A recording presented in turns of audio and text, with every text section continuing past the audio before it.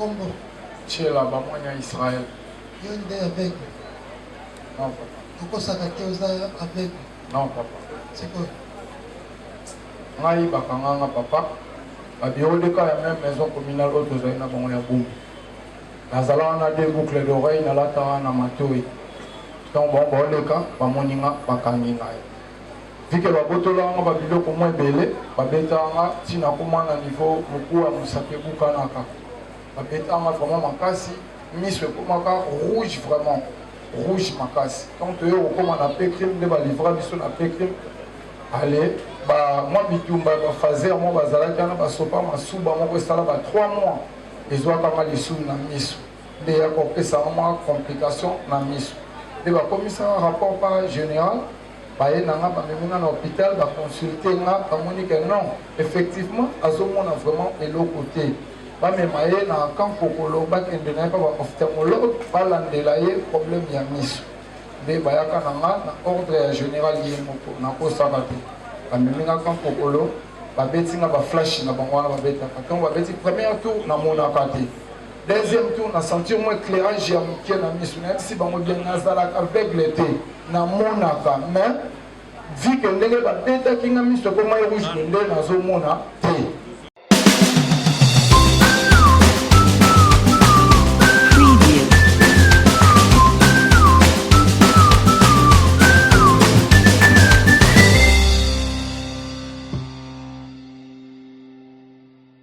vers 2h du matin, dans la commune de Bumbu, plus précisément au quartier Ipia, sur l'avenue Kingunza, numéro 22, en train de poser des actes de terreur sur la victime qui se nomme M. Mawete Kipu, qui a été victime, M. le Président, de 2 téléphones Android, Techno Smartphone Pro de couleur verte et Techno type C.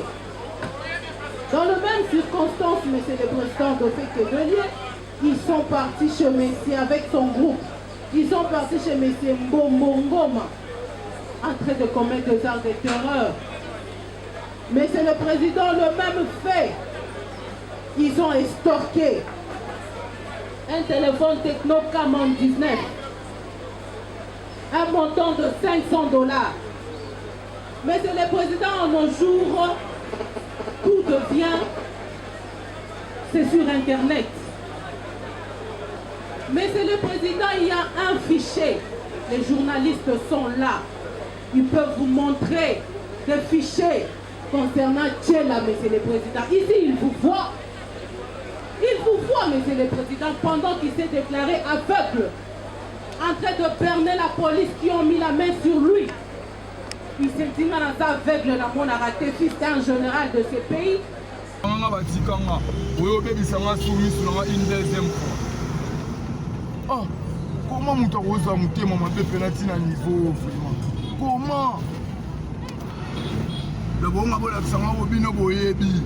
Fait au moins il battait ça fait ba okanga bino nyonso. Na la kanga. Na ebisa wa vi mulaité na bumbu okanga bino ngako na général à kato. Na ebisa pour vivre et quelqu'un moulaï na bumbu okanga bino na baby c'est la maman Moussa na.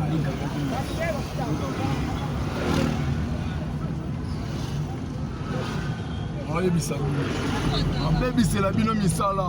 Bon bête sabino bandolo. Nga na ebi sabino, nga bête sabino bandolo.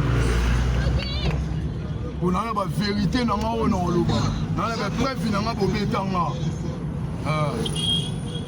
O boule o roi bon intimider nga po bolati teni. Après na bandeko balata teni peta mukie na famille na nga lieutenant. Ma mwana kan na poli na kan, na botami na kan. Mais aujourd'hui, devant votre auguste tribunal, Monsieur le Président, cela montre, Monsieur le Président, que la police est en train de bien faire son travail. Et aujourd'hui, il voit même la couleur de la tenue que vous portez. Itangila, Elonga, où ça va faire? Tankolongo, Tankolongo, Kinzumba, Kinzumba kuna na suka, Amie,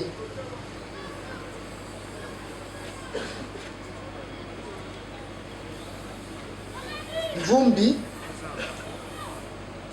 Mitangila, Elonga Kode Jose, Tankolongo Minga, Kinzumba, Amia Mbangi Kumalo, ministère public. Merci beaucoup, Monsieur le Président, pour la parole. Kinzumba, Monsieur le Président, si vous pouvez nous aider à faire comparaître Toto Ngato.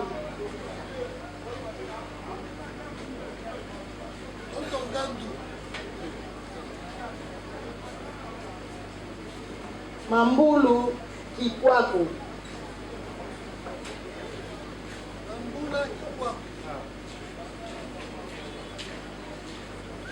Isimba Barwamba. Et enfin Ngoma Yosef.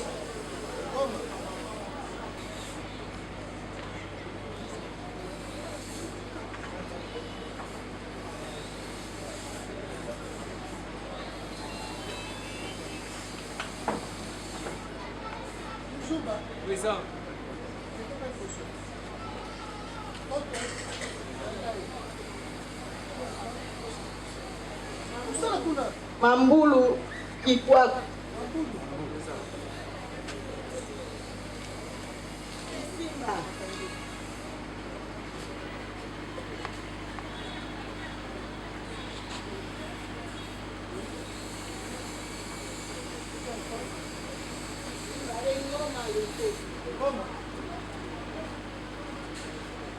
En date du 5 mars 2025, avait semé la désolation, la terreur et l'intimidation, Monsieur le Président. Ils opèrent collectivement, comme vous le voyez, à l'aide des armes blanches, des couteaux, barres de fer, machettes, et dans les cas sous examen, ils ont opéré à l'aide de machettes. Monsieur le Président, ils ont procédé à l'extorsion. Ils ont extorqué M. Jonathan Bissimois dans le quartier Pende, dans la commune de Galima. La population n'est pas en paix. Et comme nous avons dit, c'est la population qui avait même dénoncé les comportements barbares, dégradants, humiliants de ce prévenu. Ils sèment la terreur dans tous les quartiers résidentiels. Ils opèrent dans le quartier ci-après, Mbinza Delvaux, Pichon, ils peignent partout. Président, si vous pouvez appeler les noms ci-après. Ngwembi. Ngwembi.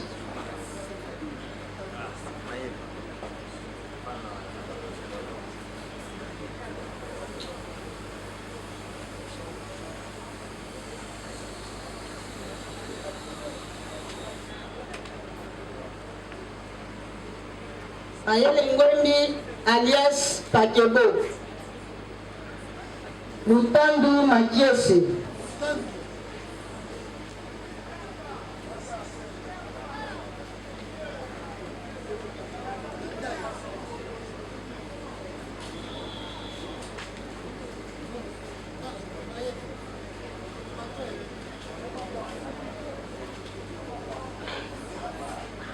Singilandu, non. Vumbi Kololo David.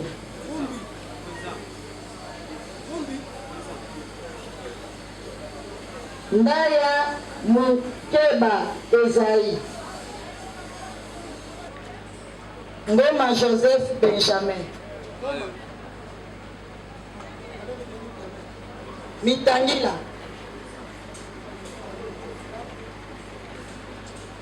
et Amiens.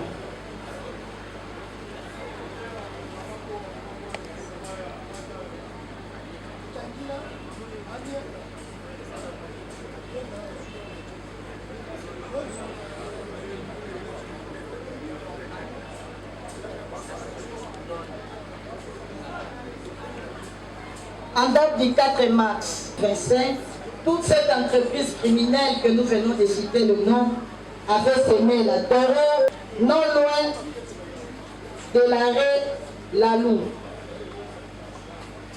Il y a eu même une mort dans ce quartier. M. Mayele Ngwembi dès lors a été arrêté dans ce coin-là où il y avait eu affrontement grave. Moutandou Makes et Claudie arrêtés au même coin de la mission. Singilandou Nono arrêté toujours à Lalou. Vumbi Kokolo arrêté au quartier Finda. Il est aussi membre du Force du Progrès. Ndoma Joseph Benjamin arrêté à Lalou. Mitani la maréchale également. Nous vous informons, Monsieur le Président, que Mayele est le chef de cette écurie dénommée Pakebo. Cette écurie est composée également de quelques terroristes qui habitent Kamunganga. Mayele était toujours le président de cette écurie. À Kamunganga, il a une écurie dénommée Érosion. Et au milieu où ils opèrent, la écurie se dénomme Pakebo. Ils ont semé la terreur, l'intimidation à l'aide des armes blanches.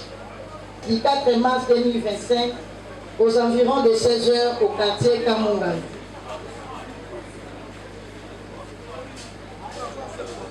Pour avoir troublé l'ordre public, estorqué, fumé, pour avoir fumé du chanvre. Et c'est la population qui avait mis la main sur lui. Premier groupe.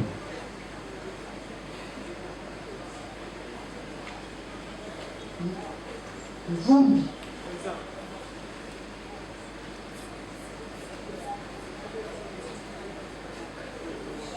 Vumbi. Alors, premier groupe. Kinzumba.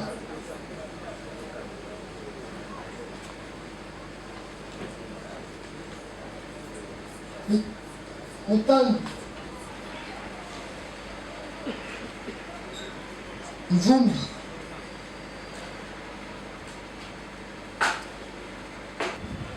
Mayele.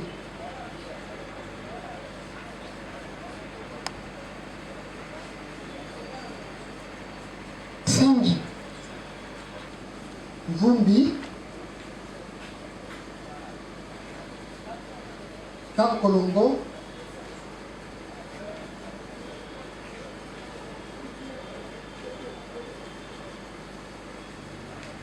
Mayele, Matandu,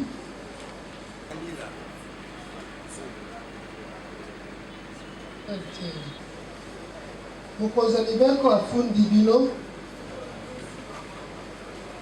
alobi boza ba oyo bozotongisa population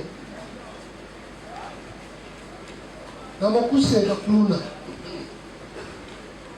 na commune ya Ngaliema na Delvaux na Pigeon na Upem obetaka bato obotolaka bato biloko oyibaka biloko ya bato kasi opération elembi egangi efundi yango nde mokolo ya le 5 mars 2025 atie bino maboko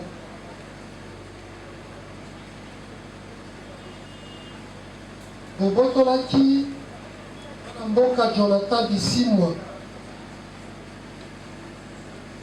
telefone na ye bosalelaki yango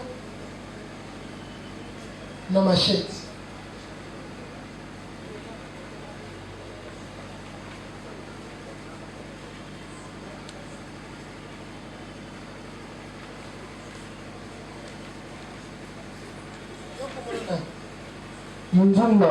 Kinzumba Misidi Emmanuel.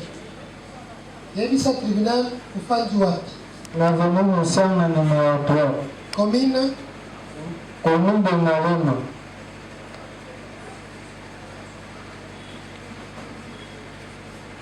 Wakangi wapi? Na Minza Delvaux. Mukoloni. Uzawa Vandodi. Na maisha ilivyo sasa sauti na sisi musala na sisi musala na kutoka mara usura uzoma na mai bakoni bachina malugo na tuwa wala kontina sauni wote wale kuna bakoni matina mbata bahani si musala ni cha kubeba pale kwa bastiri mama yeye ekisizo kistika kipamo tile hapa kwa na hivi na hata ile papa Oyoki elandani nao ni republika lobi bafunda kindeyo police bande koluka ndeyo papa yoka la police ndenge ezali babengi police de proximité mpo bayeba population kuluna ezaka bana mboka kuluna baza ya baextraterrestre te calme-toi bauti na mopepe te baza kaka na kati ya mboka ce qui fait que police ayebi ke mwana wana afandaka wana azalaka mwana mabe likambo esalami babandi kolukisa bino ake koluka esika bakokuta yo me ezalaki na erne ezalaki na ba 16 heures ata yo moko 16 heures na Delvaux na sisi da musala na kotoka mai na pamba da basa ibele bakangada batu mususu bakunela bakima wao bona sana na sababu kwa msale kama na kima wasoleza tu sana kati na shaka tena na sana tena pesa mai obata minde kuna abata mwana hapo papa na saa musala na papa na simba bele mtoto na sababu siko da ndio sababu kwa mimi na makamwana sana na mosa kaka bakangi oui c'est bon bien naza innocent na innocent makamwana na ebongo papa bana makamoni na obité oyo wana solo bana ebongo papa ça va pesa moninga micro yo posa la salubrité naza chauffeur yani mituka bakangi wapi bakanganga liboso ya porte ndako nanga wapi na Delvaux mokolo nini ezalaki le 2 mars na heure nini bakanganga ba 15h30 15h papa ata yo moko baye kaka boye pu bakangi yo kokanga oyo bakanganga ezalaki ke mpa place oyo nafutelaka wana na ndako monene wana eza mapango so boleka liboso ya porte polisien oyo bakotaki po azalaki bato mix mpona bapeme bapolisier bakotaki na ndako mpe mosusu mpe na bilongi na bango oyo bakotaki ti mpana na ndako batala bamachete kontrole eloko te bazwinga bamatinga ntina mbata na kutu nezo ya district lelo papa na porte wana otelemaki yo moko na porte nazalaki nga moko na petite ami na nga oyo baye kokutanga ye bakangi ete tobaki mpe mwa mwasi te kaka nga mobali nde basindani la chanson que permet de yo fandi wapi abana na Delvaux on dit le premier groupe là mais ça public alobi activisme na bino de Delvaux effectivement fandi na Delvaux bakangi wapi bakangana na poarito eza wapi na digital amesa musala wapi na digital na poarito na mwasi na Delvaux kaka mosala nini na mason na lokota mabanga na okosoma na osoma na kutela sura ya kaina ata yo moko erne ya 15 heures yo moko kaka ndio ozali kosala mosala wana ozali kosalaki maso yo moko masongano na koti na wana na pusu bato pembeni na yo bazalaki te bazalaki te quartier Finda. place nini Nafanya nini? Mbanjapa. bakangi wapi Kanga siku na kawachi fi. zongola misapi kuna yo olingi nini basuba olingi osuba sikoyo olongolakisa biso bakangi yo mokolo nini Kanga ikati ya masi. mpona nini Nalala na waka unaendaku kuta maoba watu wakuchi wewe kainga mbamo. mbala moko kaka osali eloko te Elu mode. bakoti na ndako na yo Baima wakainga. baye koluka kaka yo Iza siku basuda te. banani Waiza ba media full bametre volontaire baza awa te. Waba te. bayebi yo Bayebi ngati baonde baike ba mata siku nde bametre volontaire bayebi bango Baobi na iba ngote nde baluta mola basuda shuo. mosala na bango yebi yango Te musaba bena iba ngote. deuxième groupe Tankolongo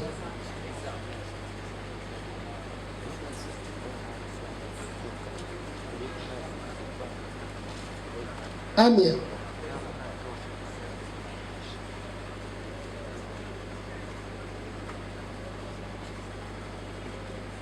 Tandu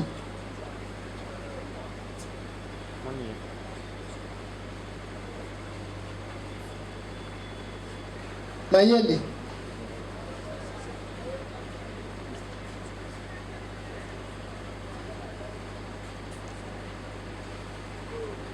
yo kumona yo nani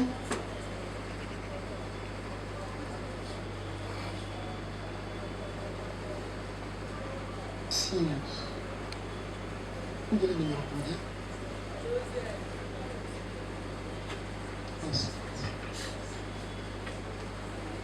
oza na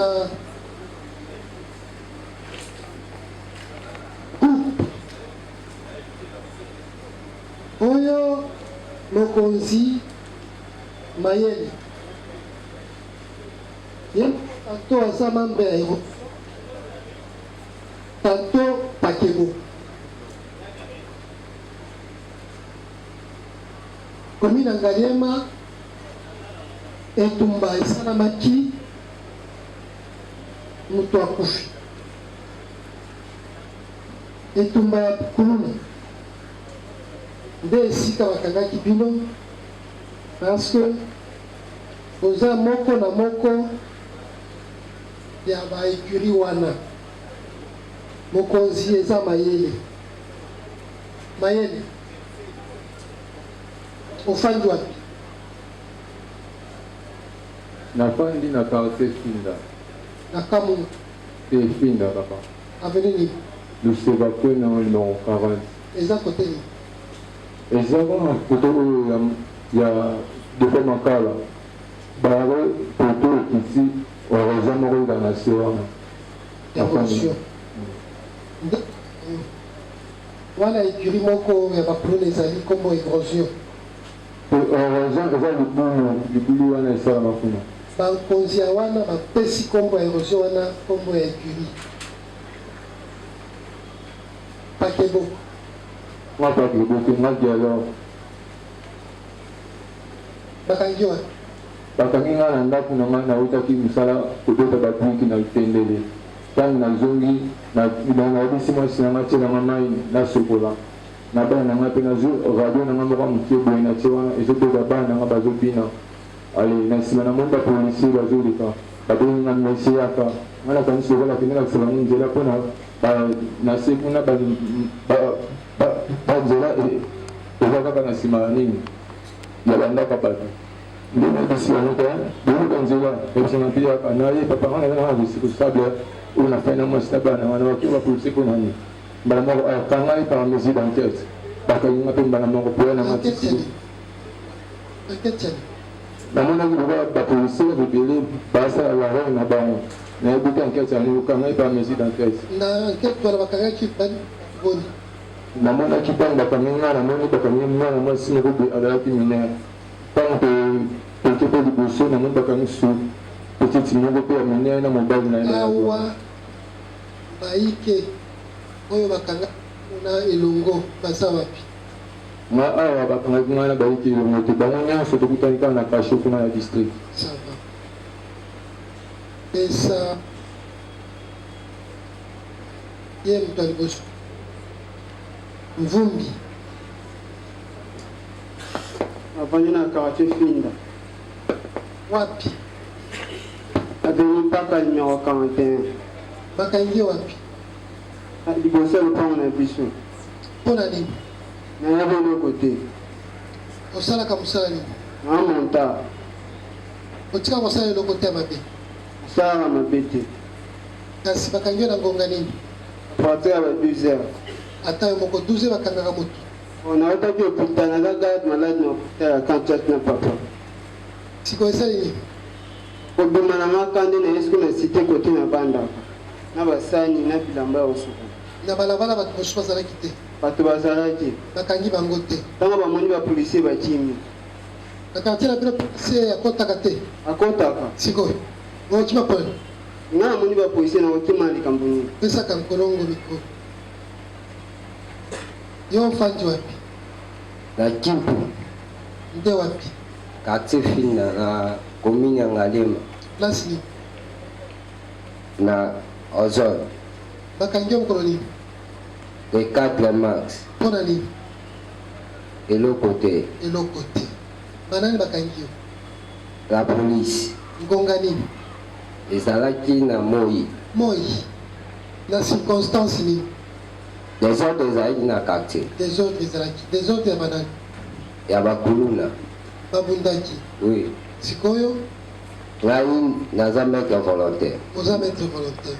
oui. nde sikoyo nayaki na la police tolandi bango. ntango tolandi bango bakimi na libumu oyo eza na se bazongi na se nde tomati na la police ti film nde tomoni quartier akamunganga lisu baye na bakuluna ndenge nabi te nazongi ndako kozonga nazozonga ndako service mosu ezalaki ya kabasele ekotaki tosola na bamama ya quartier abondeli bazwi bakuluna te mamoko kabasele kitiala bakangi ngai yo kaka moko bamama bakangi bango te? te bamama bakomokanga ye aza maître volontaire yasala na la police bokende wapi la police bayoka te nde bakotianga na kati ya kabasi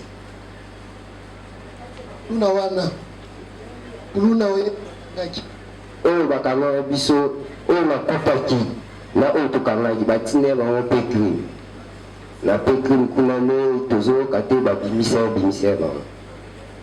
pesa anga ya misho nde wapi? misho ni na se na wapi? oloki lalu okoti pena ntina kati ya misho mpona ya lalu otiki lalu okoti mpa na kati ya misho esika eza kosala lwa yo moko na bango bakangi tenga la akula tenga aza monta bakangi yo ndeni na banda ya kobula sikoyo nauti na bakleya mishoni na babima nakomi na kabine courant nakotaki na basoda bayebisinga na simba na simbi ayesinga bama o kitya bakiliya lokani nde nakitya bakiliya mwa mpo otya matata yate nakei eloko bakangela ata yo moko motard na Congo oyo na Kisasa eza kaka yo? eza kaka nga te papa. bamotard mponi bakangaki bango na circonstance wana? nayebi te nga mona yaka bakanga yanga moko. pesa mikro na Ami papa oza na kanda siko suki ezani nabumeli na kasho mandefu eza korumela yo ofandi wapi? navandi na Kanchat na kati ya kamp? na kati ya kamp. mwana soda? naza mwana soda. papa yo nani? Ami ya honore aza soda ya unité nini? état major général. aza na pete nini? premier lieutenant. yo siko bakangi wapi? nga bakangi nga le 6 février na station centre supérieur. na banani bakangi yo? bamettre volontaire comme mesure d'enquête. mpona nini?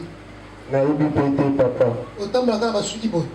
soki nango ezalaki nango blanc korumela na kasho na chaleur nde moni kasi bakangi bametre volontaire bayebi yo mpo bakanga yo? bayebisaki ngai tokende natunaki bango loko nini nasali tokende tokoyeba. amia na station centre bato baza ebele eza heure nini? nasalaka na ashako. aseko? ashako ashako ndeni? bato babelelaka bamituka sikoyo nde esalini bozalaka yo moko na ashako wana babanda yokanga bajane tozalaka ebele tosala bato bakangaki bino bato boni mokolo wana ngai bakangai nga moko me ntango nakendaki na suset ya finda nakutaki mwa 3 personne baza wapi bato ya ashako baza awa awa ngai bato oyo toyaki na bango batindela bango mpe crime pesa final mission oyebi ye inayebi bakangi wapi anga mission nakati ya saji mpona nini nayebi te papa wande kosala nini kobeta play kobeta play ozalaki bato boni nayebi te azalaki mo ebele bakangi bato boni kuna oyo nadimeyaka na kati nga moko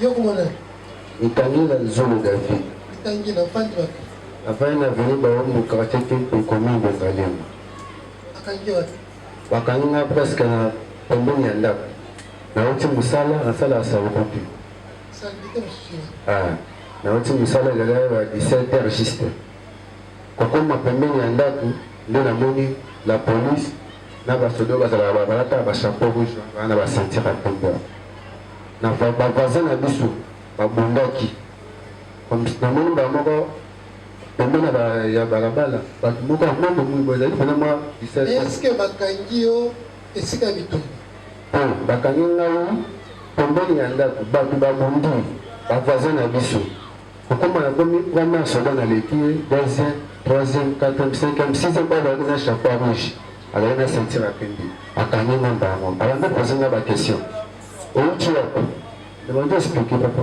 nauti mosala nini osala e papa nasala ya salite te wapimonaki yango te yango nazokoye papa waya karati misi karati bongo elamba ya mosala ya tunu bopoko na papa naza na bimisi na ya polisi mosusu bazalaki babandi kofunga na bakode mpo ezalaki na kode ya monene na ya moke ezalaki na ndoi na 50,000 na kati bafunga abamisinga batali elamba bamisi elamba oyo akotika yakende batikina sikoyokoya nayaki ezokosala yanga bakanganga mpo na deklaraki nabi papa ozinga biloko na lipapa na bilamba mosusu ezali nango na mbongo na telefone okanga ye aza mpoli aza mpoli bakanganga me batika yenga deja eloko bakangelanga mpo na deklare oyo naza mpoli komonana david mitangela lisolo david yo komona ngakonde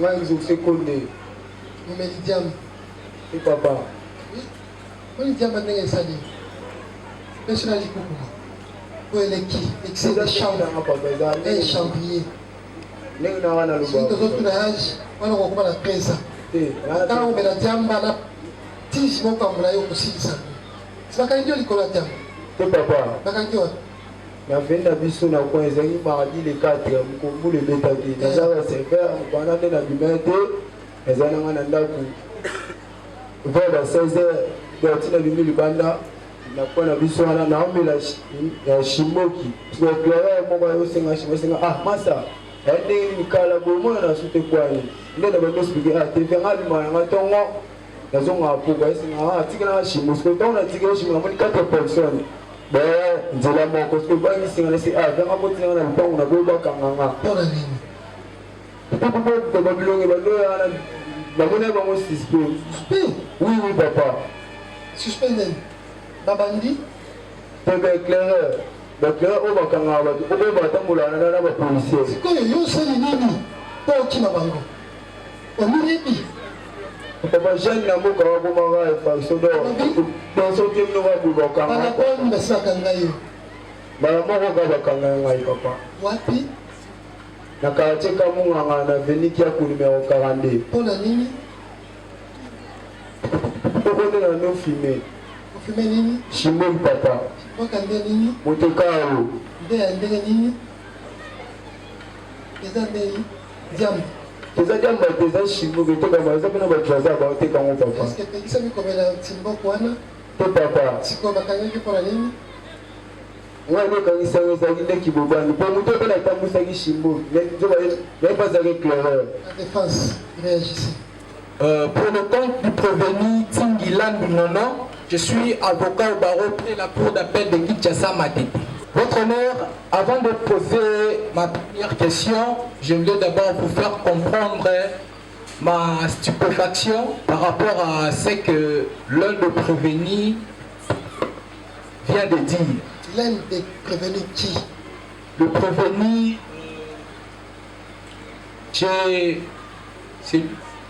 Vous plaidez également pour lui? Non, je suis pour... Ne plaidez pas par procureur. Non, votre Pourquoi? c'est juste une suggestion par rapport à ce qu'il a dit. Vous voulez suggérer quoi? Vous n'êtes pas son conseil. Laissez son conseil parler. Parlez pour Ting. C'est bon, merci beaucoup votre honneur. Je voulais poser la question au ministère public. Vous voulez que le ministère public vous dise? Vous ne posez pas directement la question. Vous faites poser par les jugements du tribunal. Vous direz très mieux. Vous voulez que le ministère public vous dise. Merci beaucoup votre honneur. Nous voulons que le ministère public nous dise, parce qu'il a parlé de la date de la commission de fait, du 4 mars 2025. Mais pour mon client, le prévenu Tingilan Nono, il n'a pas parlé de lien infractionnel entre le prévenu et l'acte matériel de l'infraction. Jusqu'à présent, nous ne comprenons pas pourquoi le prévenu se retrouve ici devant votre venu en retard. C'est parce que vous êtes venu en retard. C'est parce que vous êtes venu en retard. Je suivi très bien le ministère public. Il a dit quoi? Si vous l'avez suivi, il a dit quoi? Il a donné la date pour la commission de fait. Nous avons retenu cette date du 4 mars 2025. Il n'a pas cité les faits. Il a cité les faits, mais nous ne voyons aucun lien de causalité entre le fait qu'il reproche à notre prévenu. Parce que notre prévenu a été arrêté. Votre client n'est pas votre prévenu. Notre client plutôt a été arrêté le 4 mars devant une salle de jeu. Attendez quand vous allez plaider. Même alors, vous pouvez nous expliquer est-ce que dans une salle de jeu, on peut ne l'arrêter que lui. Ne l'arrêter que lui. Et donc il était recherché. Il a été recherché. Comment justifiez-vous que dans une salle de jeu où il y a plusieurs jeunes, on n'arrête que vous? Justifiez. Vous avez un problème avec les agents de l'ordre qui sont venus vous chercher? Justifiez-les. Et quoi de plus normal de dire, ça est de l'autre côté? C'est là où nous voulons vous opposer chaque fois, quand vous vous acharnez sur le ministère public, mais devenez acteur. Réussissez inexpient d'office d'acteur. Ça ne suffit pas qu'il y ait la salle qui est de l'autre côté, mais qu'on a arrêté seulement vous dans une salle de jeu. Mais ça, c'est paradoxal. Justifiez-vous. N'est-ce pas, même? N'est-ce pas? Merci, Monsieur le Président. Maître Modeste Akolono, pour le prévenu Kakolongo Jonathan. Monsieur le Président, mon maître me disait souvent, les meilleures instructions, ça se passe devant vos juges. Laissez cette histoire de votre maître. Ici, nous sommes en audience. Merci, Monsieur le Président. Le prévenu Kakolongo, il vous a dit, la situation par laquelle il était arrêté, où Monsieur le prévenu, il est maître volontaire, il travaille en collaboration avec la police coloniale. Des volontés. On avait déposé une pièce qui teste leur innocence comme maître volontaire, Monsieur le Président. Comment est-ce que lui qui collabore à la police, c'est lui que la police arrête? Il pouvait, Monsieur le Président, attendez, qu'il nous dise que c'est par haine, par jalousie ou par complaisance. Monsieur le Président. Comment justifier, attendez, que celui-là même qui collabore avec la police, c'est celui-là que la police arrête? Monsieur le Président, il travaille avec la police de quartier Finda pour arrêter tous les crimes qui créent le terrain dans ce côté-là. Mais typiquement comme ça, le type de Cabassel, il venait pour arrêter les coups-là. Lui, il parlait avec les mamans du quartier. Même le jour de son arrestation, la population du quartier disait, lui, il est innocent, il est maître volontaire. Mais c'est lui qui est parmi les personnes qui il a fait combien de temps de détention?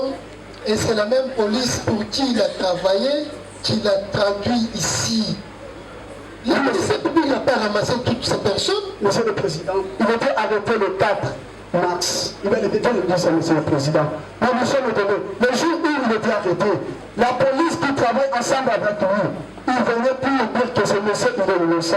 Si tu vas comme ça, il dit que Kabassé est venu pour les C'est la police qui l'a mené ici. Parce que quand on l'arrête, attendez, quand on l'arrête, on l'amène où? On l'amène pas au commissariat général. On l'amène ici à Lukunga.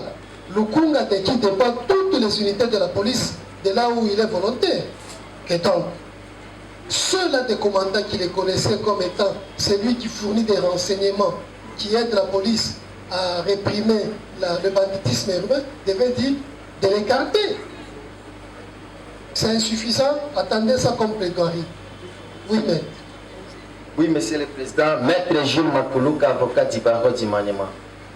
Monsieur le Président, nous avons une question à faire poser au ministère public parce que nous assistons les prévenus Jonathan, nous assistons aussi les prévenus Davis et Mayele. Ils n'ont pas de nom, Jonathan n'a pas de nom. Jonathan Kakolongo. Oui, Davis. Mayele Ngombi. Oui. Davis Kokolo. Ça va. Monsieur le Président, la première question concerne Mayele. Oui. Qui est le ministère public. Parce que nous l'avons entendu, il a dit que Mayele, c'est lui le président du groupe Pakebo. Il est aussi membre d'Érosion. Il est aussi membre d'Érosion, Monsieur le Président. Est-ce que, par devant votre auguste tribunal, le ministère public peut vous brandir les preuves attestant que non, ici à Kinshasa, il y a un groupe dénommé Pakebo? Ministère public. Merci, Monsieur le Président, de nous avoir accordé la parole. Mais, Monsieur le Président, l'avocat du prévenu ici devant demande de preuves. Monsieur le Président, si la population décrit ces écuries, devant vous ici, Monsieur le Président, eux-mêmes se sont cités, Monsieur le Président. Eux-mêmes se sont cités. Monsieur le Président Mayele, c'est lui le chef de bande. D'abord, il a quitté l'écurie Pakebo pour aller à l'écurie du Progrès. En fouillant toujours, Monsieur le Président, qui dans la ville de Kinshasa ignore qu'il y a un groupe du Progrès? Qui dans la ville de Kinshasa ignore cela? Personne, Monsieur le Président. Personne n'ignore qu'il y a un groupe du Progrès. Et puis, Mayele a quitté cette écurie pour aller à l'écurie du Progrès, Monsieur le Président. Tout ça pour fuir. Pour fuir l'écurie où il était avant, après avoir commis plus de bavures, Monsieur le Président. Ce sont ces gens que nous avons présentés devant vous, nous avons dit. Monsieur le Président, le ministère public vient de vous dire ici que c'est par les cris de la population. Qu'est-ce qui peut motiver le ministère public? C'est-à-dire, la population était venue déposer la plainte devant lui, prouvant que non, nous sommes un peu stupéfaits, nous sommes dérangés par un mythe. Est-ce que, Monsieur le Président, la question vient. Calmez-vous. Oui. Est-ce que vous pouvez justifier? Il s'agit de qui? De Mayele? Oui, Monsieur le Président. Mayele, un monsieur responsable comme il est prétend. Oui, Monsieur le Président. Il est chez lui. Il demande à madame son épouse de lui mettre de l'eau pour se laver. Il voit apparaître les policiers qui mettent la main sur lui. Est-ce que vous pouvez justifier ça? Monsieur le Président, on ne peut pas discuter avec les tribunaux, mais... Justifier? Oui. Pourquoi? Si canal même de la parole du ministère public qui vous dit que non par clameur public, c'est un peu vague, Monsieur le Président. C'est pourquoi vous noterez qu'effectivement, la police détient un fichier sur la criminalité urbaine. Ces jeunes gens, des bandits urbains, habitent avec nous dans la communauté. La communauté, par peur de représailles, les dénonce à voix basse. La police étant la main de la République, du pouvoir public, a la force d'appréhender quiconque où on pourra les rechercher. Mais comment justifier qu'un bon matin, alors qu'il ne s'attendait le moins, qu'il n'a rien fait, mais il se voit arrêté, interpellé, et arrêté pendant beaucoup de temps comme ça et déféré comme ça? Vous pouvez justifier cela? Mais vous voulez que le ministère public vous dise qu'il vous donne la preuve de ce que lui a fait. Mais qu'il donne aussi la preuve de ce qu'il n'a pas fait. Pour se retrouver entre les mains des policiers un bon matin. Et c'est ça. Et les autres éléments, vous allez plaider sur ces éléments. Merci, monsieur le président. Ça va. Donc, Bamatalamuto.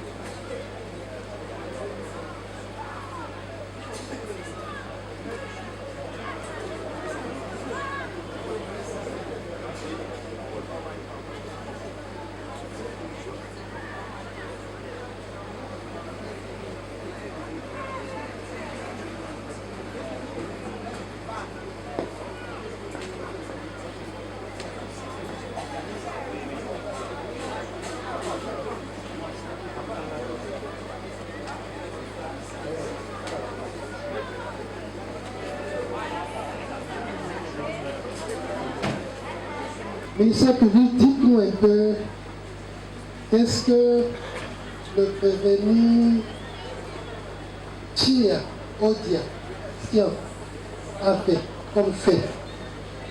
Merci, Monsieur le Président, de nous avoir accordé la parole. Monsieur le Président, c'est vers 9 heures qu'on a procédé à l'arrestation de ce prévenu. Il a été arrêté pour avoir fait l'intrusion dans la maison de M. Adoba Jérémy vers 4 heures du matin, en date du 19 janvier 2025, à l'aide de machettes. Et c'est grâce à l'intervention de la police nationale congolaise qu'il a été arrêté, nous avons dit. Au vu des éléments parvenus au poste de santé de Lukunga sur sa situation sanitaire, le tribunal estime que un humaniste, il peut le relaxer. Il peut le relaxer.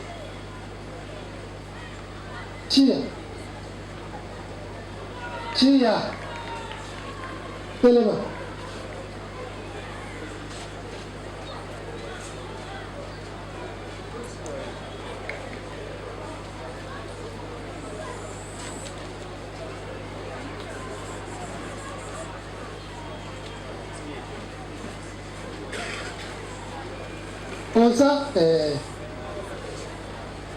Oza la libota. Azali. Azawat. Azawat. Abi? Ali. Bakopesa yo, bakotika na maboko ya bandeko na yo. Biso tozala yo posa ya te. Merci. Ça va. Bonongola ya.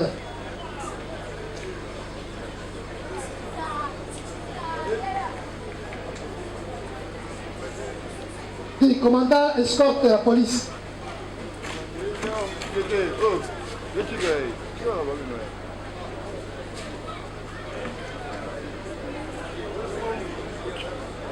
Nalobi boye, messieurs, repos.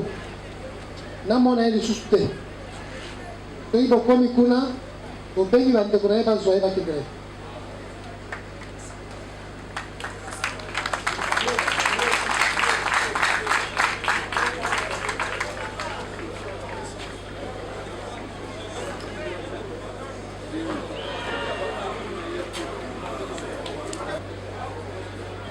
Muyangala.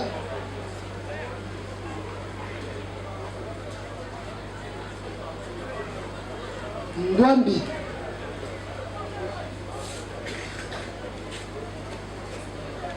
Vous posez le bon de poste.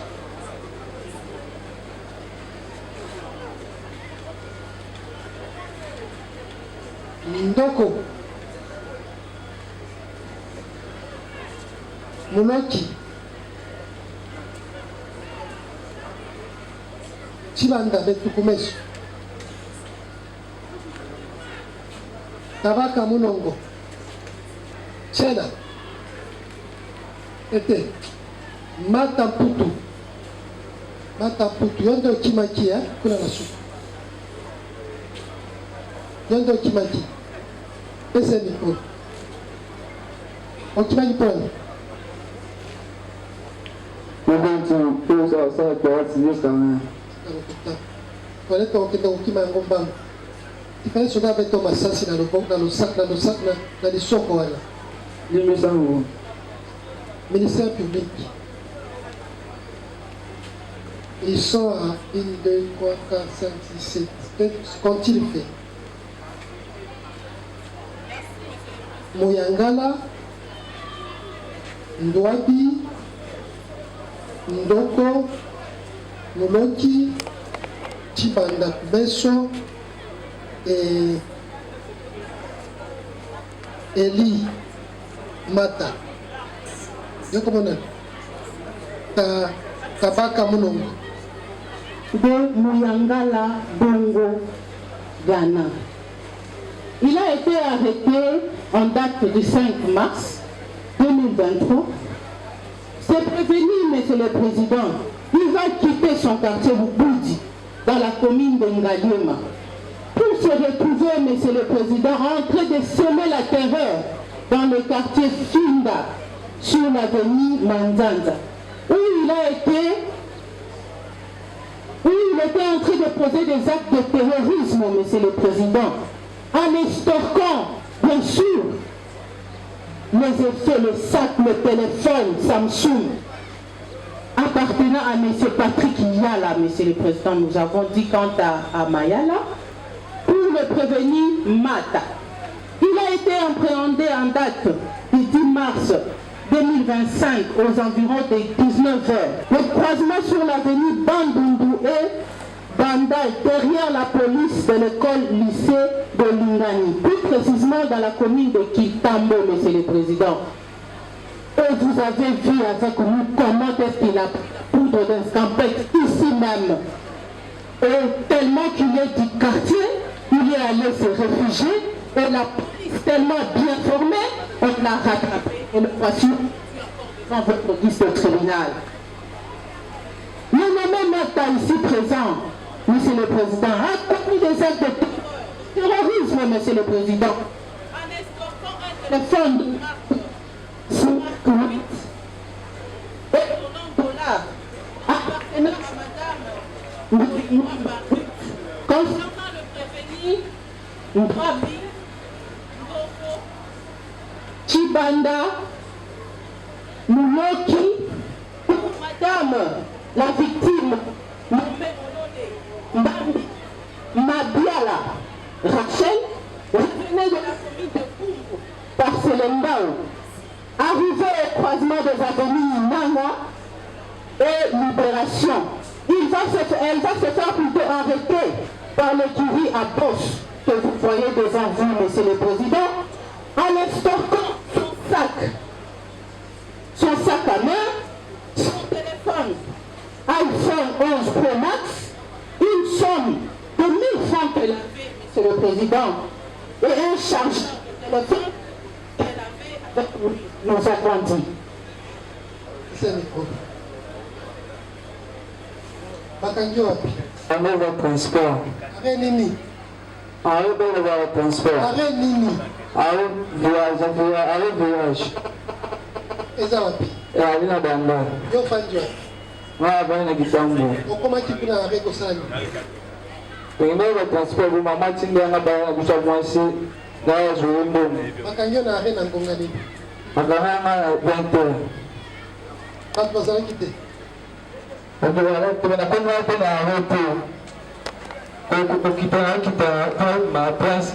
na biso ya basoda peke aza ngai likambo te oya na kontinue nzela na ngai makangi ngai mbala mponi basilaka ngai wayoso esa komona nani Baka muno. yo ofandi wapi Aka kisi. nde wapi Ipeni. bakangi wapi Aipeni ka. mpona nini Manake msala nina kutena. mosala nini Star.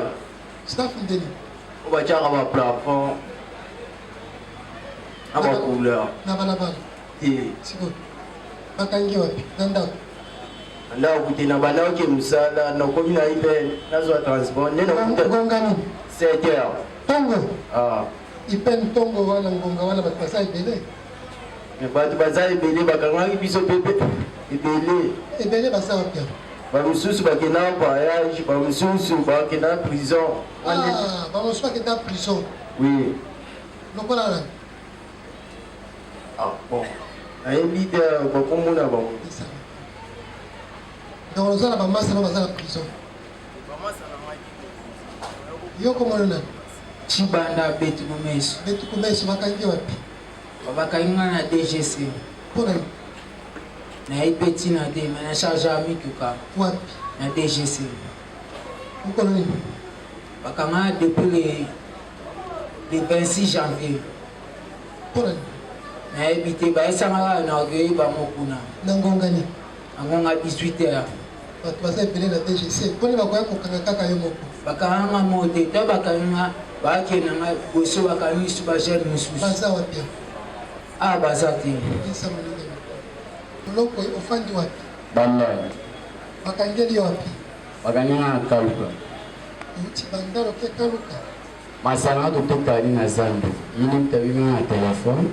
Ina kitakuna cancer na ye anya funza meso da mama. Ndina kita na puku sa vai wana na bisumbai. Osala nini? To sa vai wana bisumbai. Vai ndeni. To soma na soma la cancer na da mama sa no pa funza meso da mama. Okay. Ndina komjisi mana vina bango na kwana ko na bena suke bile bano kanga mabuku. Abutena basudana banu ngwenga. Oyo ozana nyapa na za artiste sala na mnadina. La carte na bitona de brisque na tika na palo na banda o to ko mwana na bureau ba mimi immunity na bolanga le 3 janvier jusqu'à là tu te comme le 10 janvier na tika au sein de la côté tina mama merci comment on est ndolo kaba papa au fanti wapi akaluka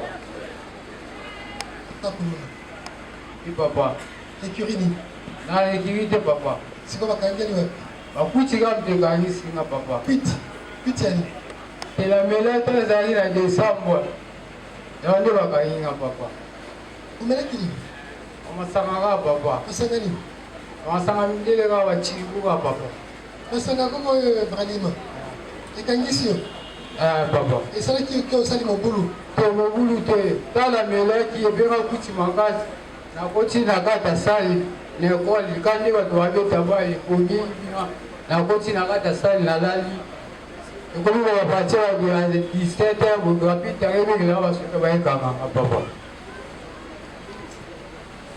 yokomona Biabi.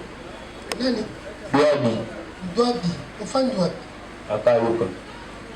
bakangeli oni Nabulu bakangeli ngati.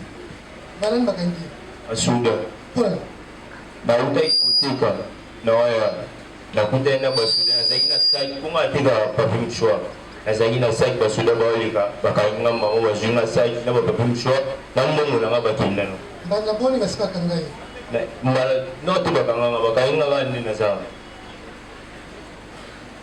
komona mayangala olotaki nde balobi oza kuluna te na kuluna te bakangeli wapi bakanga na lalu bakangi wapi bakanga na lalu na lalu likolo ya nini bon nayebi ntina te banani bakangi yo ezalaki mercredi le 4 mars vers 15h na banda kobula oza moto na monta banda kobula nauti likolo naokita mpona kota référence aveni tokende nde namoni ya bapolisier bazoya nde natelemisi ngai nakina bakulia mibale moko ya mwasi moko ya mobali bakitisi ya mwasi bakiti ya mobali nanga moko chauffeur batiki ya mwasi bamoni ngai ne plia mobali sika na polisi ya mbaka nayebi so eloko te bon natunaki polisi anakanganga motu na papa eloko nini oyo okangeli ngai ndayebisanga te tokomaka na polisi ndeko naoyeba oyo bakangeli depi tokomi mpe wana na ndenge toyaka awa ti lelo mpe nasamba te kosamba yango nyonso yango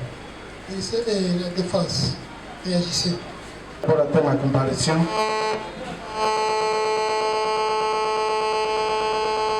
Maître Ensemble Longa, avocat barreau de Getissa Masset, pour le compte de prévenir Ndambo, Kwabi, Rachidi, Nagot, ici, qui est votre client? C'est qui le nom? C'est Kwabi. Ok. Votre nom, Monsieur le Président, je vais faire observer au tribunal quelque chose. L'observation est liée à la date d'arrestation et le lieu d'arrestation.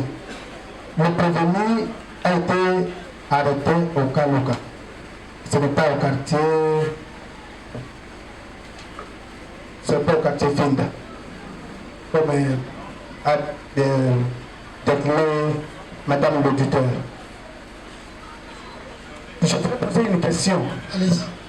Votre honneur, l'auditeur a dit que le prévenu aurait commis des actes de terrorisme. Ils auraient extorqué le bien d'une dame. Il ne faut pas, je veux ici que l'auditeur précise avec précision quel est l'acte matériel que le prévenu aurait commis lié à l'économie de l'article 157. Vous constaterez avec nous que l'avocat de la défense vient à peine d'arriver. Et tout ce qui s'était dit ici, il n'était pas au courant de ça. Il demande à savoir quelle relation y a-t-il entre la date d'arrestation et le lieu d'arrestation, Monsieur le Président. Pas plus qu'hier et aujourd'hui, les prévenus ont défilé devant votre auguste tribunal, qui ont abandonné leur lieu d'habitation pour aller commettre leur bavure dans d'autres communes, dans d'autres quartiers. Tantôt moi j'habite Finda, mais qui a été arrêté à Tenfo, en train de commettre des actes de terreur. Tantôt moi j'habite Pumbu, arrêté à Tutamo, en train de commettre des actes de bavure. Monsieur le Président, ce n'est pas hier, c'est aujourd'hui devant votre auguste tribunal. La défense me demande la question de savoir quels actes de terrorisme il a commis son client. Le ministère public venait de dire ici pas loin que la victime d'abord s'appelle Madame. La victime s'appelle d'abord Madame Bassoala. Et il a commis ces actes de terreur au niveau de Bimbu. Parce que c'est ma bien là, parce que cette dame revenait du service. Et son client a porté un téléphone de marque iPhone 11. Mais c'est le président en les terrorisant, à l'aide des armes blanches. Une femme sans défense, seule, en face de cette prévenue ici, Monsieur le Président. Elle a dit tout donné. Et voilà, la police a mis la main sur elle, nous avons dit. Mon client a été arrêté avant que les faits dont il répond à ce jour ne soient pas commis. Mais nous allons attendre les conséquences au moment de la plaidoirie. Le ministère public avait soutenu devant votre auguste tribunal que les prévenus furent arrêtés en date du du 5 mars 2025 pendant qu'il escroquait des biens de la population. Mais devant votre auguste tribunal, Monsieur le Président, le prévenu dit qu'il a été arrêté pendant que, parce que c'était un motard. Alors ici, Monsieur le Président, nous avons le document même du propriétaire de cette moto avec nous ici, et il est prêt aussi pour venir déposer devant votre auguste tribunal. Il était là quand on est en train d'arrêter le conducteur de la moto. Oui, parce que le problème de la loi soutient... Est-ce qu'il était là, le propriétaire de la dite moto? Il était là. Elle était venue, Monsieur le Président. Les propriétaires de la moto étaient à côté des policiers lorsque on interpellait le conducteur. Il y a une confusion, Monsieur le Président, parce que le ministère public a soutenu que non, pendant qu'il escortait des biens de la population, c'est là qu'on a mis la main sur le prévenu. Alors que ici, le prévenu conduisait la moto avec ses deux clients, Monsieur le Président. Raison pour laquelle nous sollicitons... Comment est-ce que vous pouvez justifier le fait que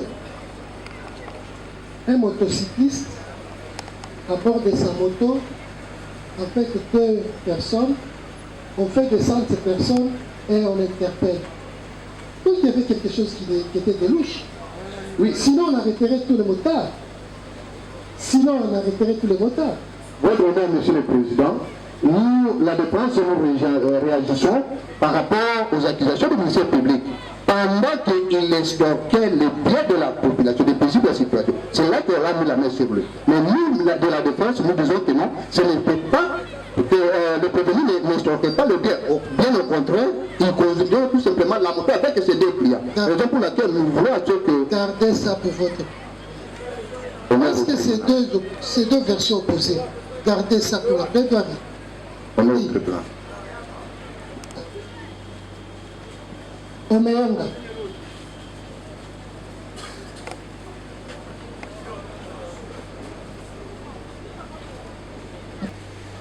Bosaka.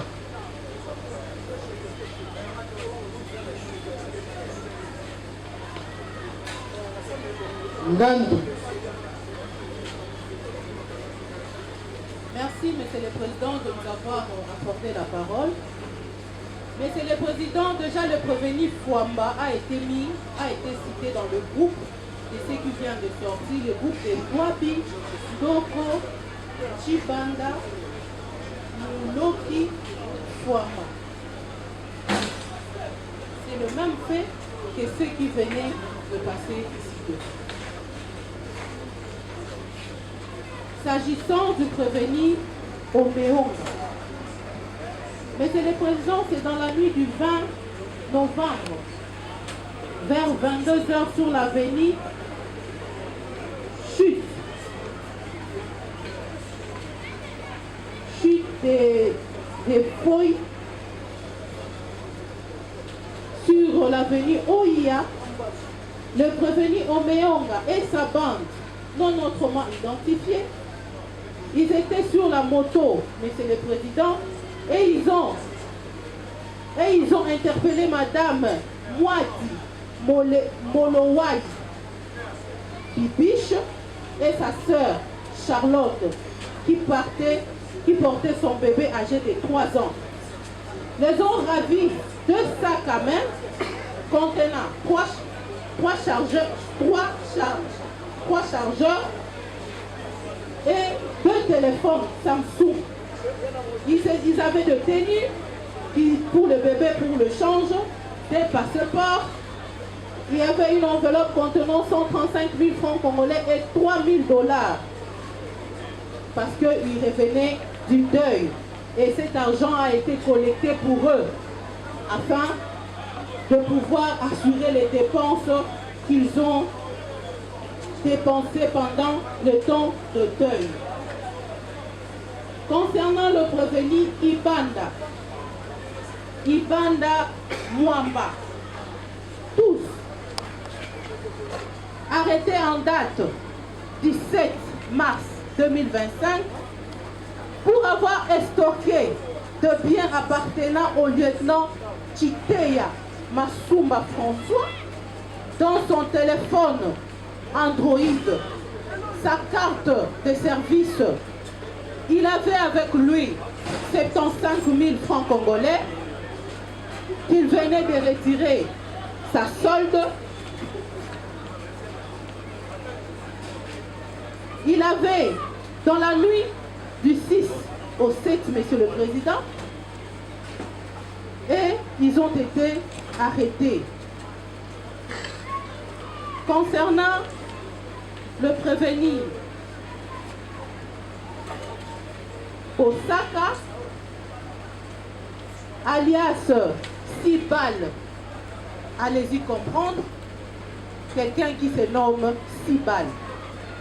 Il a été arrêté, Monsieur le Président, en date du 20 janvier 2025 vers 22h au niveau de magasin pour avoir commis des actes de terreur à l'aide de gilettes, volé, estorqué l'argent de Madame Kiabengene Lucia,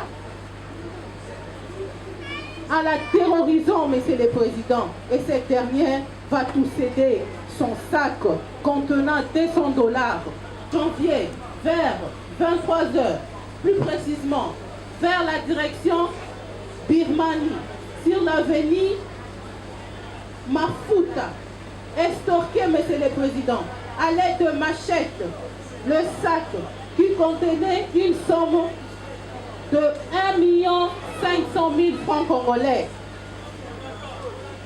et $50 appartenant à Madame Fouzi Mitous.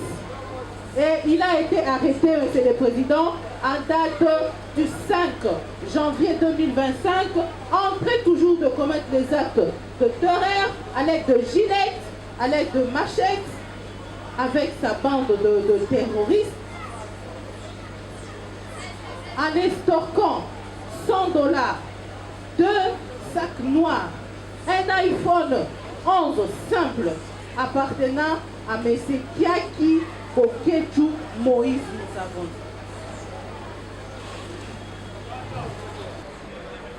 Makangi Okorani. Naibiki.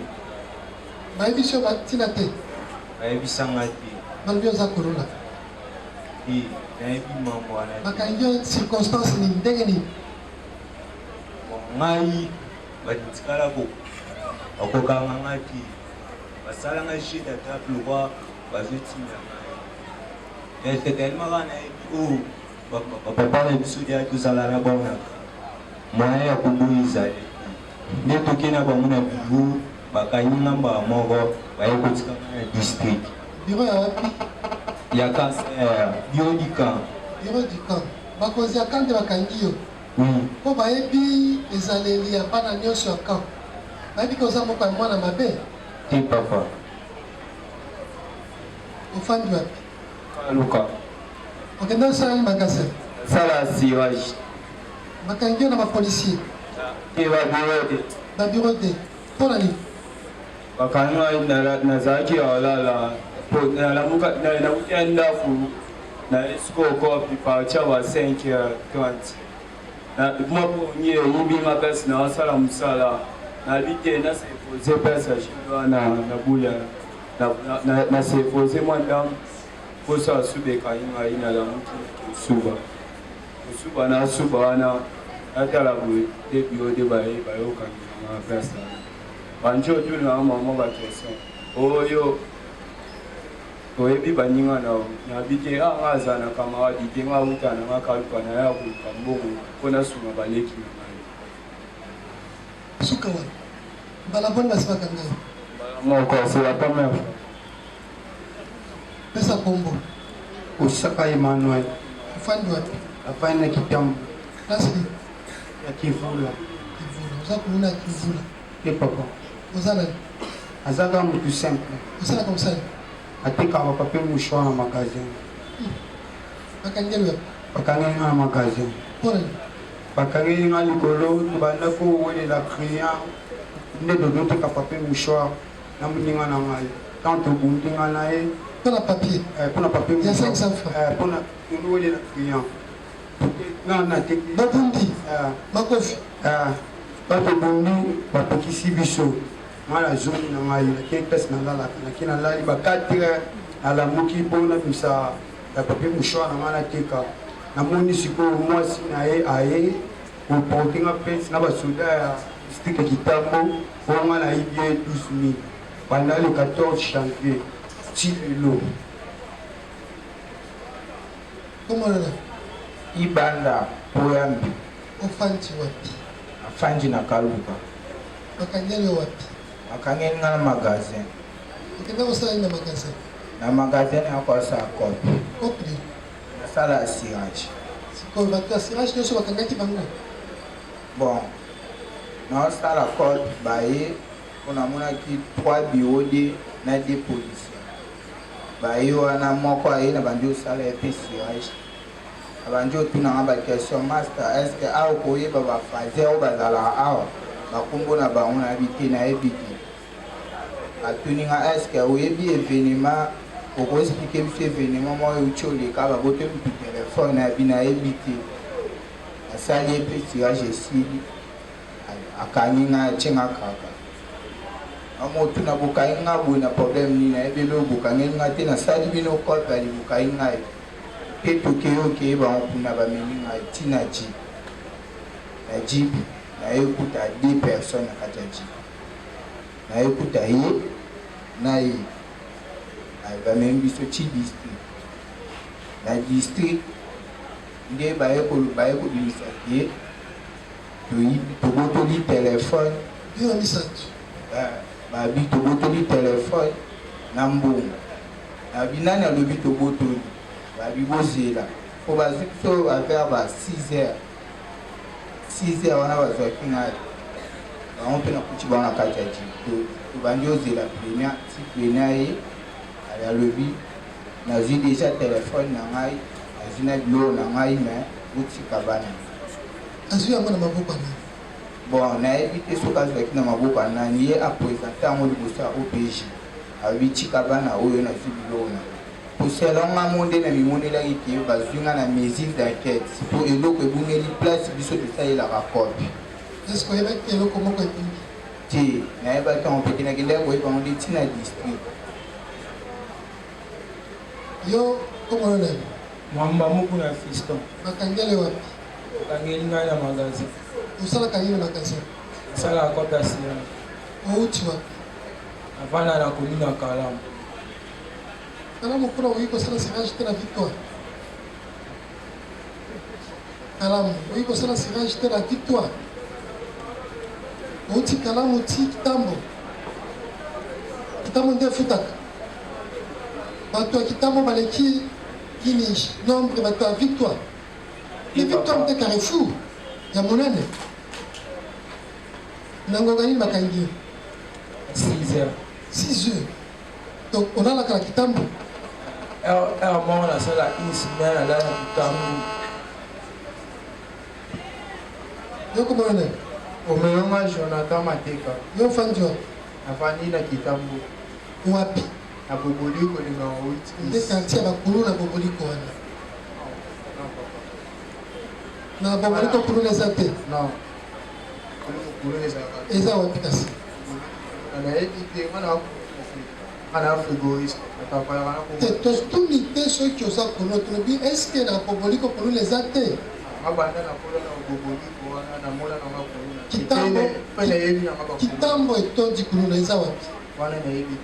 Bakangi wapi? Akanga na ndiye le 14 mars à 16h30 na uta matanga vero nzala na bele droit awa tukindaka tukundaka matanga cimetière ya Kitambo yetu na biso kozoma ne na vandisaka masa na ngai komoni tailo akofelaka mama na bango ya liboso ne na vandi na ye na conseiller ya oyo azango na liboso na famille na vandi na ye na conseiller ya yetika na baliki kozala na maîtrise makambo ne na conseiller masa 16h30 nazwi depa naki kozwa transport na mola mpona zoma mpa na biso ya Kitambo nde nakutani na jipa Kitambo na kabasele e bakanga ngai na bato to nde bakangaka na parking wana nde bakangi ngai wana bazibisinga telefone bazibisinga 7000 francs eloko biso ezokamwisa biso bakangi kaka yo moko batiki bato mosusu bakanga ngai na bato moto na parati baza wapi awa bato moto oyo aparati wana bakenda na bango ngai nde naza boye bakanga na telefone na mbongo eloko ekangisanga mpo na reklamaka telefone batikaka nga deja bazwi nga telefone a70 nanga na nosalela na 7 000 francs ya transport ya kozongela nde na reklame mbongo na ngai monsieur c'est quoi vous c'est qui hein hein Excuse-moi, professeur. Vous êtes qui? Je dis que je suis venu comme enseignant dans le cas de M. Forma. On vous a appelé. Qui t'a appelé? Qui t'a appelé? Qui t'a appelé? Vous ne nous avez pas appelé, mais vous... Prends la porte. Prends la porte. Merci.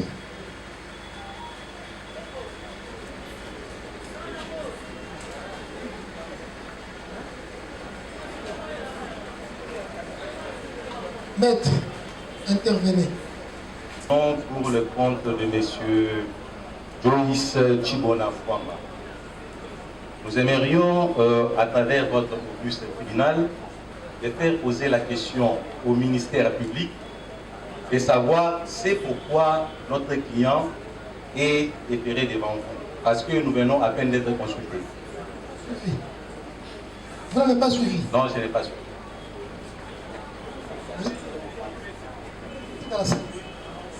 En train de rêver.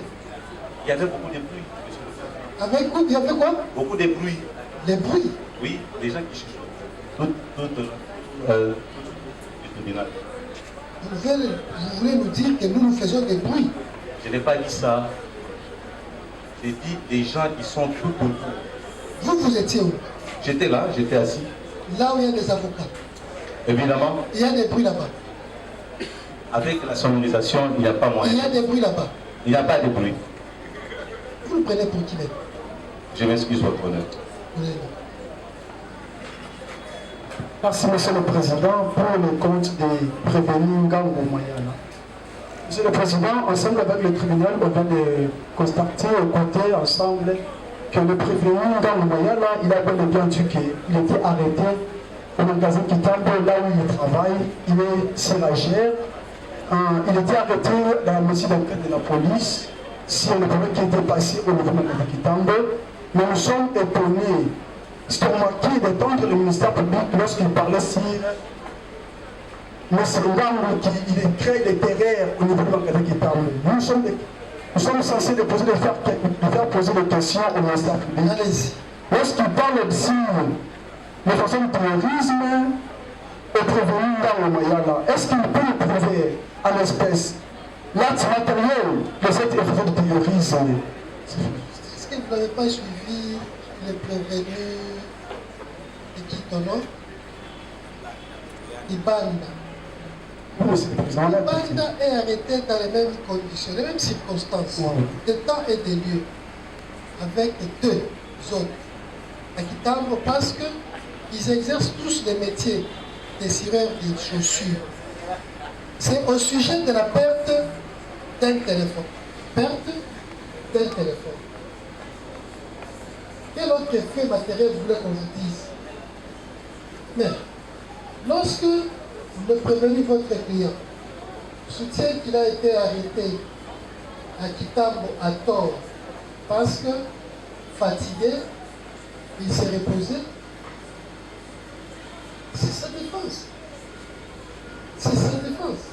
Au lieu de faire poser une question, vous ferez plutôt observer au tribunal et attendre le moment venu lorsque l'unité plus va présenter les faits de l'accusation et réagir à chaud dans la plaidoirie. Merci, Monsieur le Président. Maître, on va revenir sur. Merci beaucoup, Monsieur le Président, pour la parole à prendre. Omeonga Maté. Omeonga, oui. Mon client ici. Merci beaucoup, Monsieur le Président. Nous voulons faire observer au tribunal que, par rapport au dire du ministère public, que mon client Omeonga est dans un groupe de 3 personnes. Ils ont pu faire l'extorsion auprès de Madame Mwandi Bolo Abibi. ils ont eu à estorquer la somme de $3000. Et puis la dame était avec un bébé de 3 mois. Monsieur le Président, votre honneur, nous voulons savoir si la dame, elle est dans la salle ou parce que le ministère public venait de nous dire que ça devient une question kilométrique. Ça sera incompréhensible. C'est une intervention, c'est une question, finalement c'est quoi? Je vais commencer par une observation. Vous voulez savoir si la dame est dans la salle, vous continuez avec une question. On ne sait pas vous saisir. Alors, une question, monsieur le Président. On voulait poser la question, on voulait faire poser la question au ministère public si la dame, elle est à la salle. Ministère public, la victime. Le président, quelqu'un d'abord qui s'appelle alias Soso. Alias Soso. Qu'est-ce que de bon sortira de ces messieurs? La victime venait d'être là. Et au vu et au su de tout le monde, elle est partie parce qu'on l'a menacée par ses collègues, par ses écuries qui sont tout autour de nous, monsieur le Président. Elle est partie pour éviter les représailles que nous avons. Pourquoi vous n'avez pas demandé au tribunal de la protéger? C'est justement, monsieur le Président, lorsqu'on nous a appris en la cherchant, pendant que le tribunal avait donné la porte de 10 minutes, elle était déjà partie. Vous allez tirer les conséquences. Merci beaucoup, monsieur le Président. Pour Fwamba, avec son groupe de Dwabi, Ndoko, Chibanda, Mouloki et lui-même Fwamba.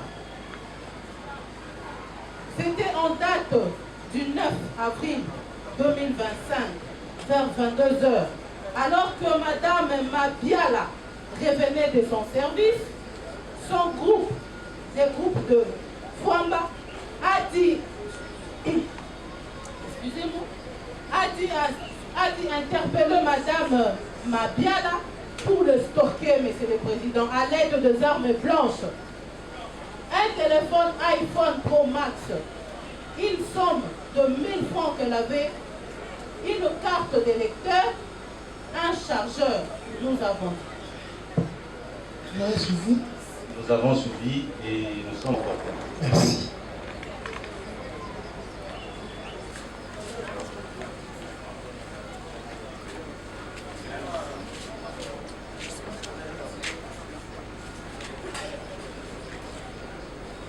Moigna d'Israël. Tchela, la Moigna d'Israël. Oui. C'est un micro. À quel niveau va? Quoi? Mbala malunda matishi. Mkano lozolo teka. Mkano. Basaoula la grâce. Makamba Modo Josepha. Mavina Ngezo Ndolomino. Bois. Kabo ya Mulumba Flo.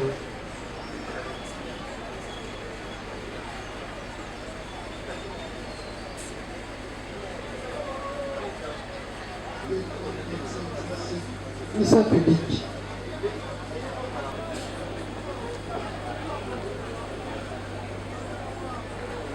Monsieur le Président, pour le prévenir, Tchela, mars, vers 2 h du matin, dans la commune de Bumbu, plus précisément au quartier Kipia, sur l'avenue Kingunza, numéro 22, en train de poser des actes de terreur sur la victime qui se nomme M. Mawete Kipu, qui a été victime, Monsieur le Président, de 2 téléphones Android, Techno Smartphone Pro de couleur verte et Techno Type C. Dans les mêmes circonstances, Monsieur le Président, de fait que de lier et des temps, ils sont partis chez Messie avec son groupe. Ils sont partis chez Messie Mbomongoma en train de commettre des actes de terreur. Mais c'est le président le même fait. Ils ont estorqué un téléphone Techno Camon 19, un montant de $500, Monsieur le Président, en nos jours, tout devient, c'est sur Internet. Monsieur le Président, il y a un fichier. Les journalistes sont là. Ils peuvent vous montrer des fichiers concernant Tchela, Monsieur le Président. Ici, il vous voit. Il vous voit, Monsieur le Président, pendant qu'il s'est déclaré aveugle, en train de berner la police qui ont mis la main sur lui. Il s'est dit aveugle, on a raté fils d'un général de ce pays.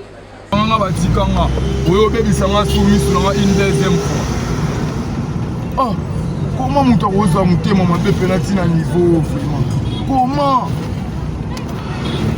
Le bon abon a sang au bino boyebi. Fait au moins il bat ça fait ba okanga bino nyonso. Na la kanga. Na ebisa wa vi mula ite na bumbu okanga bino ngako na général a ka. Na ebisa pour vivre quelqu'un mula ina bumbu okanga bino na baby c'est la maman musana.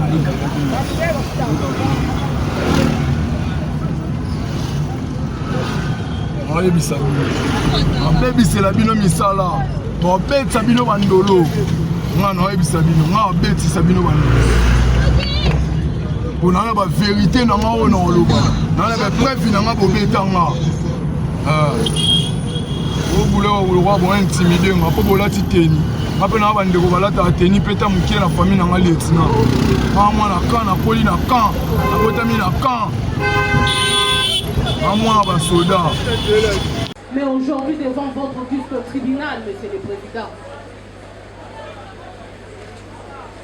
cela montre, Monsieur le Président, que la police est en train de bien faire son travail. Et aujourd'hui, il vous voit. Il voit même la couleur de la tenue que vous portez. Concernant le prévenu, Bassaoula, Monsieur le Président, c'est lui le chef de bande. Il est le chef de bande, Monsieur le Président. Ils sont toujours munis de machettes, en train de menacer, estorquer. Et en date du 10 mars, vers 19h, ils ont eu à menacer une dame Zawadi Nabalamine Ruth.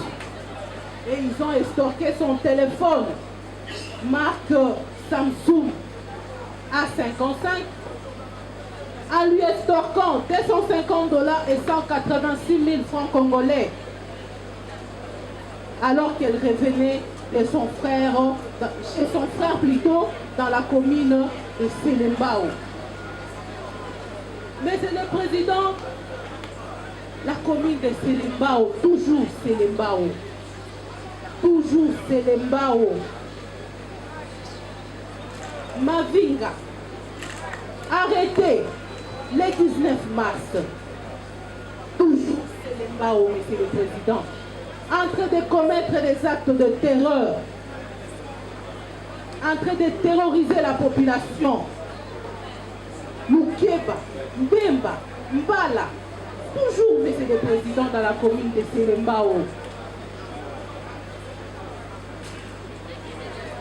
Monsieur le Président, en train de commettre des actes de terreur.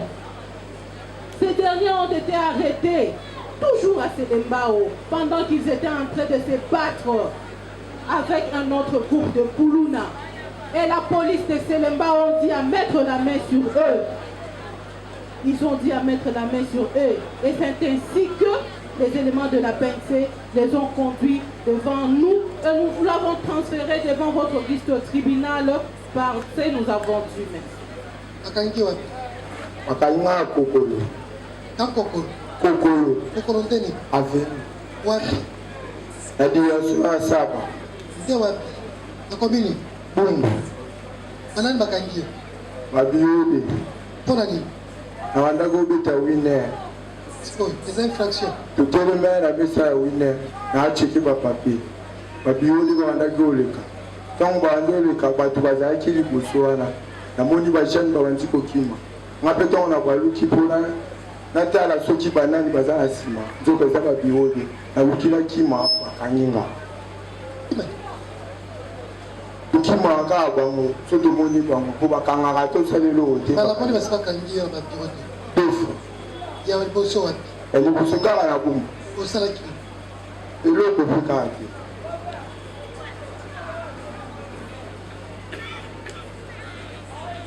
te osala mosala na manema lobi manema manema ndeni nakumba ya moto na fasi wana oui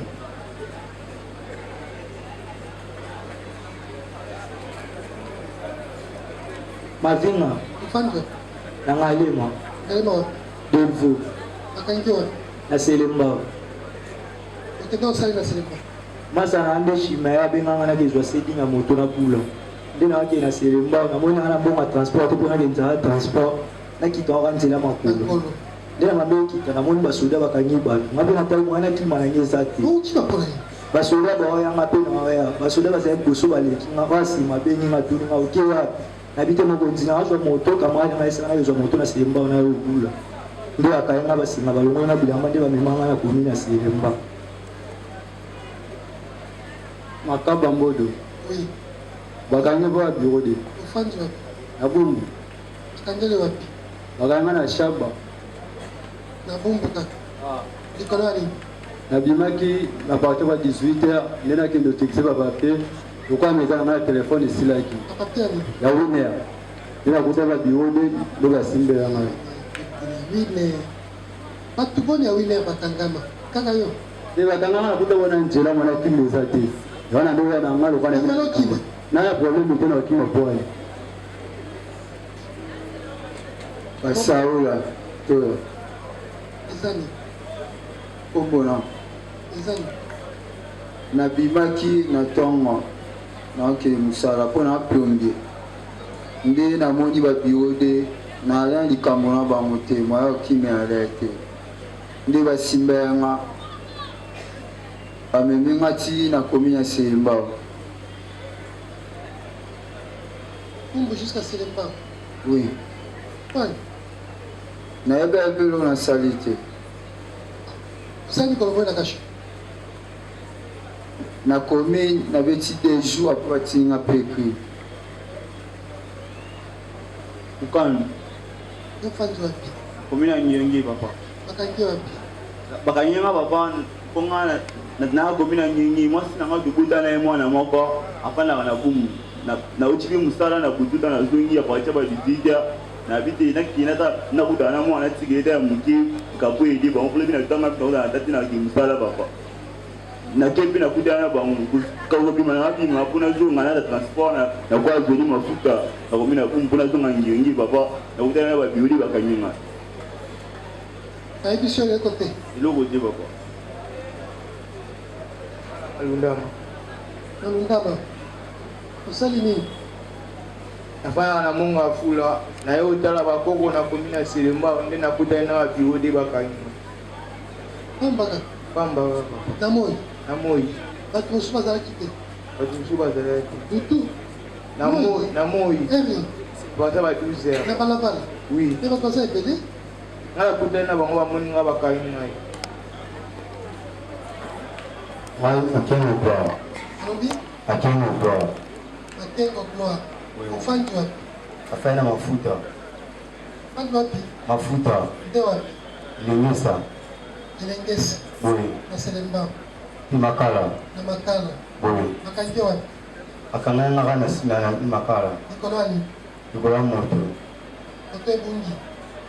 Ngazali na problème na patron na ngai. Abula na moto na ye. Esentuka azali na une semaine. Et puis il a fait un bon moto. Il a dit qu'il a plainte et il est moto. Mon moyen ne sert à rien. Habiter dans sa ligne, elle a aussi un moto. Quand il se met en dame, on va aller au ticket là. Avec le ticket là, oui. A eu signaté, il a dit la police. Le produit va à Kanyai. Alors Kanyai, il commune à la police, il commune à Boum. A eu signaté en moto n'a été, il a aussi moto n'a été. Après, c'est bien resté un moment pour une semaine qu'on a salé qui n'a pas arrêté le dossier, à foutre à mal à l'état, à ça, il est parti comme ça. Moi, c'est maintenant à foutre dans un 100 000 fois qu'on va à qui on est sénateur à 18h. lobi nango batilinga mpe écrit Combo. Tchela bamwanya Israël. Yo nde aveugle. Non papa. Pourquoi ça a été aveugle? Non papa. C'est quoi? Ngai bakanganga papa. Babioleka ya même maison communale oyo tozali na bango ya Bumbu. Nazala na deux boucles d'oreilles nalata na matoi. Donc bon boleka bamoninga bakangi ngai. Vike babotolanga babiloko mwa ebele babetanga ntina koma na niveau moku ya mosape bukanaka. Babetanga vraiment makasi miso ekomaka rouge vraiment rouge makasi. Donc toyo okoma na pe crime nde balivra biso na pe crime. Allez, moi bitumba bafaze moi bazalaki wana basopa masuba moko esala ba 3 mois ezwakanga lisusu na miso nde ya kopesanga mwa complication na miso nde bakomisaka rapport par général baye nanga bameminga na hôpital baconsulte nga bamoni ke non effectivement azomona vraiment eloko te bamema ye na kankokolo bakende na ye mpa baophtalmologue balandela ye problème ya miso nde bayaka na nga na ordre ya général ye moko nakosaka te bameminga kankokolo babetinga baflash na bango wana babetaka donc babeti premier tour namonaka te deuxième tour na sentir mo éclairage ya moke na miso nayebisi bango bien nazalaka aveugle te namonaka mais vi ke ndenge babetaki nga miso ekoma rouge nde nazomona te nde yango wana problème na nga na kankokolo baye opesanga kisi moko ya flacon boye bayebisinga tiaka na miso na yo ntango général alobi na nga kende bongo nde nakendaka na moto nazokita lisusu na moto bameme bureau de ya Bumbu bamoni nga lisusu bakangi ngai donc bakangi nga mama major abengi colonel oyo azalaka kuna alobi na ye ke non mwana oyo bino botiki ye aye koloba na nga ke ntina maison communale awa ke ngai nakanisaki bakotika ye te donc aye po approuve nga voyez vous-même merci le président est ce que ngai nakinga vraiment papa nakokende ntina maison communale devant un mangeur nakende oyebisa ye ke yo okanisaki ke bakotika ngai te tandis ke aza na elema na ye c'est ça oyo bakangelanga papa défense. Monsieur le Président, j'ai une petite question à faire poser au ministère public. Allez-y. Monsieur le Président, est-ce que le ministère public peut vous dire que le fait... Est-ce que vraiment le fait de jouer au jeu d'hasard, comme Paris Foot, est une constitution de l'infraction, Monsieur le Président?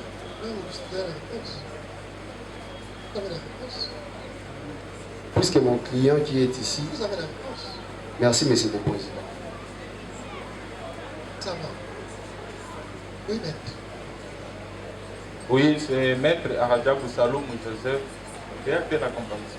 Le Maître Aradja Boussaloum Joseph, avocat au barreau de Kinshasa Maté. Pour le compte du prévenu Mokani Deka. Allez-y. Oui, on n'a pas de questions, mais on va attirer les conséquences parce qu'il a arrêté sans fait, sans piquer, tout. Merci. Oui, merci, Monsieur le Président, pour la parole accordée. Nous intervenons pour le prévenu Tchela, Monsieur le Président. L'organe de la loi avait soutenu devant votre auguste tribunal que non, il a manqué, qu'il est aveugle, mais devant votre auguste tribunal, il a confirmé qu'il était bel et bien pris en charge. Mais vous acceptez, Monsieur le Président. Il a confirmé par la bouche. Oui. Nous sommes un tribunal des droits écrits. Oui, raison pour laquelle, Monsieur le Président, on avait envoyé devant un médecin, Monsieur le Président, le médecin légiste. La preuve. Le ministère, il était à la disposition du ministère public. D'ailleurs, il a obtenu sa libération. Raison pour laquelle, Monsieur le Président, nous sollicitons de votre auguste tribunal qu'il soit mis toujours à la disposition du médecin pour la continuité des soins appropriés, mais également les droits, Monsieur le Président. Il est en train de souffrir. Mais le ministère public n'a pas soutenu. Comment est-ce qu'il n'a pas justifié? Comment est-ce qu'il s'est blessé au niveau des droits? Il est blessé. Il est blessé. Mais on n'a pas justifié. Il a dénoncé que lors de son arrestation, il était torturé, il a perdu même son droit. Il peut aller se plaindre. Mais il n'est pas soumis aux soins appropriés, Monsieur le Président. Il peut aller se plaindre.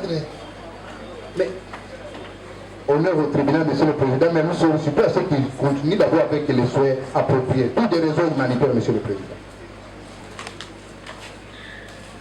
Nous rappelons au parti qu'il nous reste 24 prévenus. Dieu aidant, en audience de remise, nous allons faire comparaître les 24 prévenus restants et nous allons prendre maintenant l'ensemble des observations et des interventions des partis qui n'ont pas été soumis au débat pour mettre l'affaire en état de plaidoirie. Maintenant, la date de remise. Demain.